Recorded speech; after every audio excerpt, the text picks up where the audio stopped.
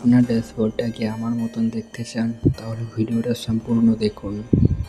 আপনাদের ভুল হচ্ছে ভিডিও আপলোড করে ডাইরেক্ট পাবলিক করে দেন, তো পাবলিক করবেন না। তো এখানে ইউটিউব স্টুডিওতে যাবেন, যেখানে টাইটেল দেবেন আপনার ভিডিও যে কোয়ালিটি সেরকম একটা টাইটেল দেবেন।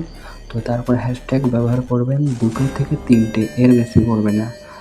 তো তারপরে কপি করে নেবেন টাইটেলটা, ডিসক্রিপশনে যাবেন, ওখানে পেস্ট করে দেবেন এবং এখানে আপনার 6টা থেকে 7টা আপনি ট্যাগ করতে পারেন বা হ্যাশট্যাগ ব্যবহার করতে পারেন। তারপরে মেন হচ্ছে ট্যাগ।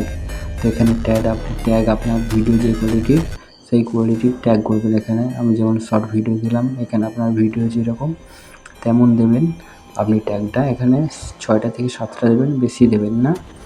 তো এরপরে ভিডিও ডাইরেক্ট পাবলিক করবে না, লাস্টে নিচে যাবে, নিচে গিয়ে টাইম একটা, যেমন এখন বাজে গিয়ে 10টা।